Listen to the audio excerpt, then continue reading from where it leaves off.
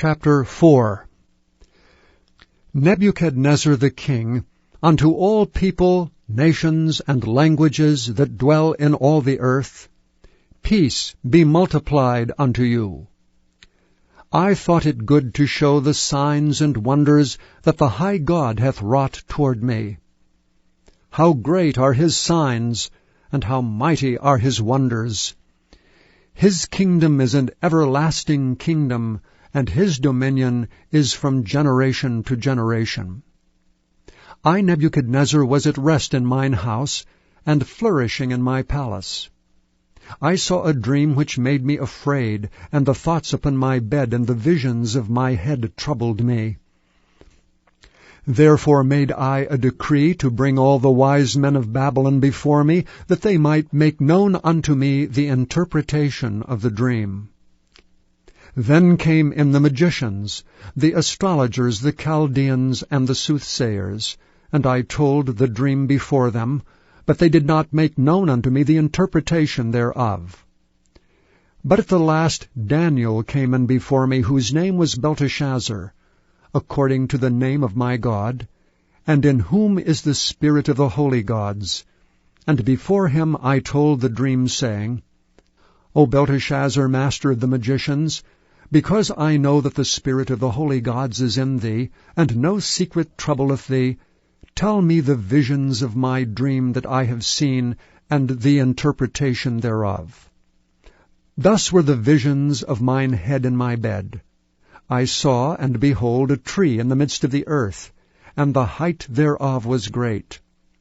The tree grew, and was strong, and the height thereof reached unto heaven, and the sight thereof to the end of all the earth. The leaves thereof were fair, and the fruit thereof much, and it was meat for all. The beasts of the field had shadow under it, and the fowls of the heaven dwelt in the boughs thereof, and all flesh was fed of it. I saw in the visions of my head upon my bed, and behold, a watcher and an holy one came down from heaven. And he cried aloud and said thus, Hew down the tree, and cut off his branches. Shake off his leaves, and scatter his fruit. Let the beasts get away from under it, and the fowls from his branches. Nevertheless, leave the stump of his roots in the earth, even with a band of iron and brass, in the tender grass of the field. And let it be wet with the dew of heaven, and let his portion be with the beasts in the grass of the earth. Let his heart be changed from man's, and let a beast's heart be given unto him, and let 7 times pass over him. This matter is by the decree of the watchers, and the demand by the word of the holy ones, to the intent that the living may know that the Most High ruleth in the kingdom of men, and giveth it to whomsoever he will, and setteth up over it the basest of men. This dream I, King Nebuchadnezzar, have seen. Now thou, O Belteshazzar, declare the interpretation thereof, for as much as all the wise men of my kingdom are not able to make known unto me the interpretation, but thou art able, for the spirit of the holy gods is in thee. Then Daniel, whose name was Belteshazzar, was astonied for 1 hour, and his thoughts troubled him. The king spake and said, Belteshazzar, let not the dream or the interpretation thereof trouble thee. Belteshazzar answered and said, My lord, the dream be to them that hate thee, and the interpretation thereof to thine enemies.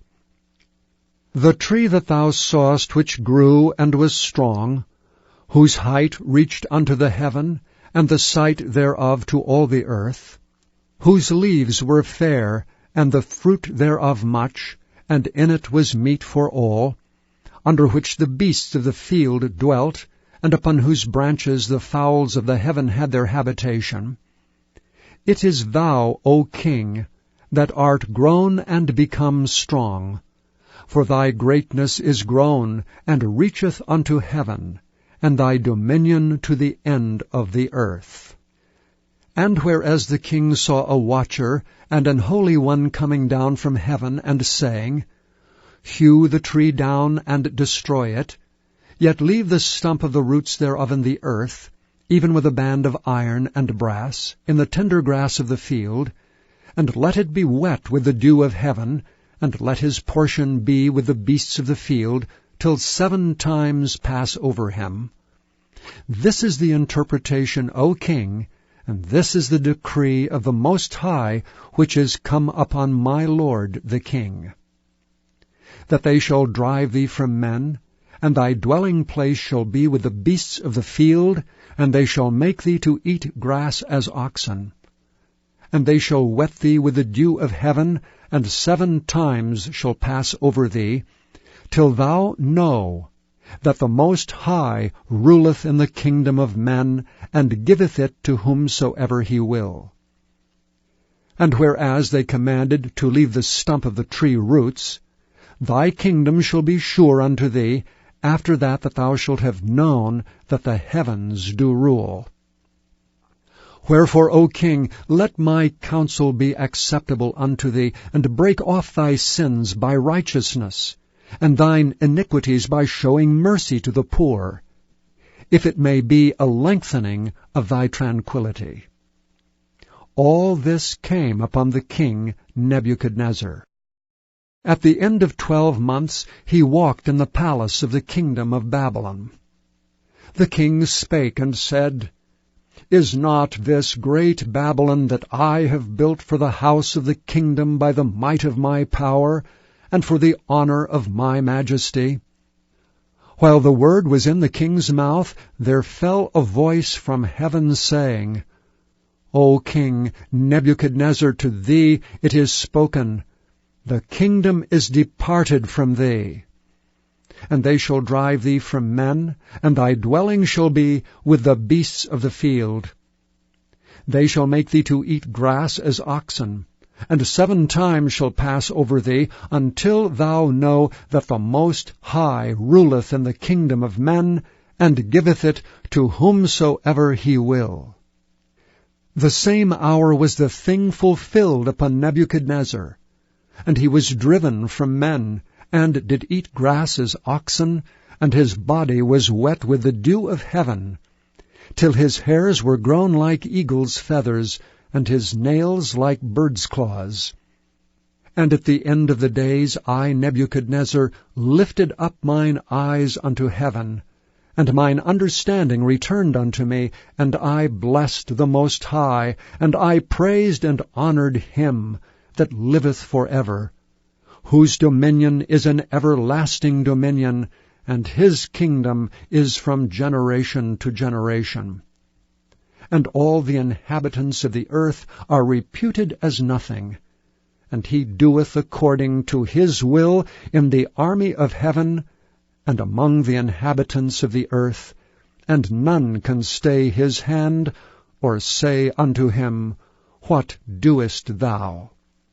At the same time my reason returned unto me, and for the glory of my kingdom, mine honor and brightness returned unto me. And my counselors and my lords sought unto me, and I was established in my kingdom, and excellent majesty was added unto me. Now I, Nebuchadnezzar, praise and extol and honor the King of heaven, all whose works are truth, and his ways judgment. And those that walk in pride he is able to abase. Chapter 7.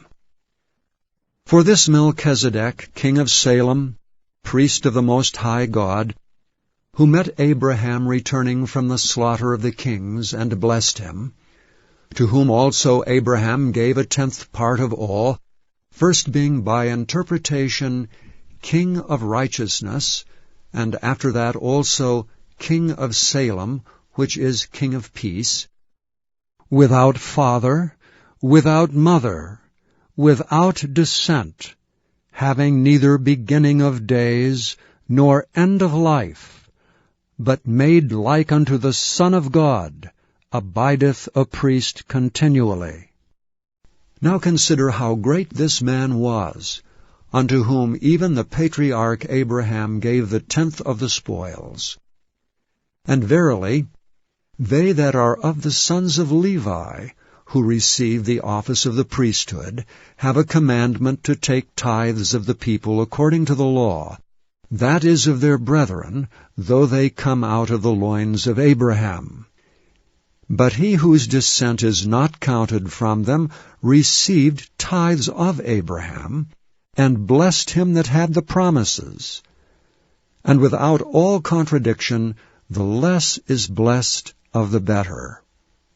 And here men that die receive tithes, but there he receiveth them of whom it is witnessed that he liveth. And as I may so say, Levi also, who receiveth tithes, paid tithes in Abraham. For he was yet in the loins of his father when Melchizedek met him. If therefore perfection were by the Levitical priesthood, for under it the people received the law, what further need was there that another priest should rise after the order of Melchizedek, and not be called after the order of Aaron? For the priesthood being changed, there is made of necessity a change also of the law.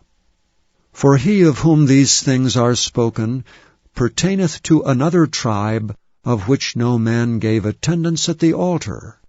For it is evident that our Lord sprang out of Judah, of which tribe Moses spake nothing concerning priesthood. And it is yet far more evident, for that after the similitude of Melchizedek there ariseth another priest, who is made not after the law of a carnal commandment, but after the power of an endless life. For he testifieth, Thou art a priest forever after the order of Melchizedek.